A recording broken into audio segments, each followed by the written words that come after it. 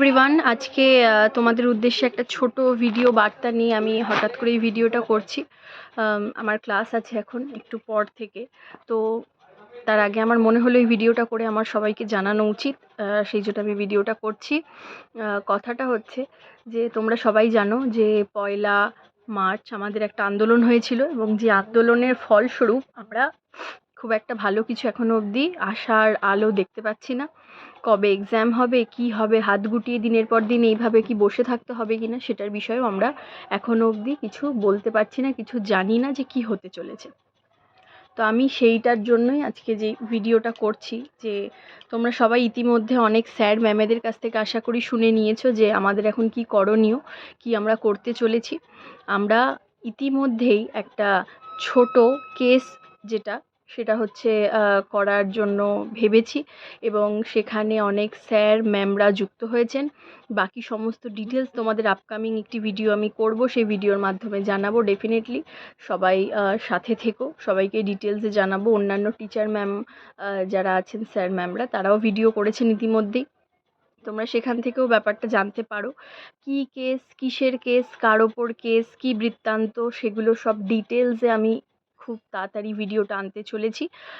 সেটা আমাদের WBP KP যৌথ মঞ্চের যিনি অ্যাডমিন আছেন তার সাথে সরাসরি একটি কনভারসেশনের মাধ্যমে আমি সেটা তোমাদের সবার সামনে আনতে চলেছি ভিডিওটা। সেটা অবশ্যই সবাই দেখো।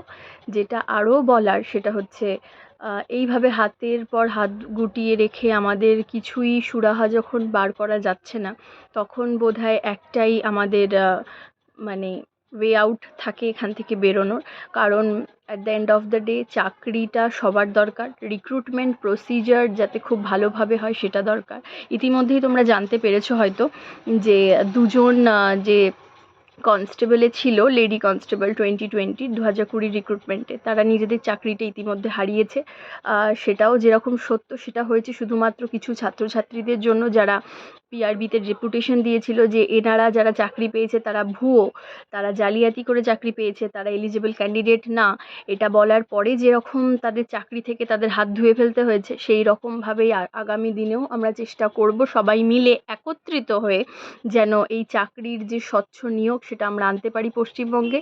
এবং তার জন্য সবার সাহায্য, সবার এক হয়ে চলা, সবার মতামত ইন্ডিভিজুয়ালি সবার জন্য খুব ইম্পর্টেন্ট। যেটা আগামী একটা আমি ভিডিও করছি, আপকামিং একটা ভিডিও, সেই ভিডিওর মাধ্যমে আমি ওটা ডিটেলস অ্যানালাইসিস করব এবং সবাইকে জানাবো যে কি করতে চলেছে ডাব্লিউবিপি কেপি যৌথ মঞ্চ, এবং তাতে তুমি সেই যে ডিসিশনটা সেটার অ্যাগ্রি হচ্ছ কি না, তুমি সেটা অ্যাগ্রি করছো কি না, সেটা ডেফিনেটলি জানাবে। কারণ এটা একজন দুজনের ঘটনা না, এটা লাখ লাখ ছেলেমেয়ের ভবিষ্যৎ এবং হাজার হাজার ছেলেমেয়ের কথা চিন্তা করে মাথায় রেখে এই সিদ্ধান্ততে সবাই আমরা এসেছি যে হয়তো এটাই একমাত্র ওয়ে আউট।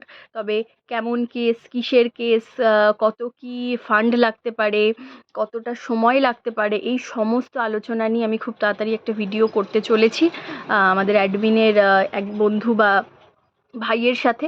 তো সমস্ত আপডেট আমি ওখানে জানাচ্ছি। দেখা হচ্ছে তোমাদের সাথে সেই ভিডিওতে।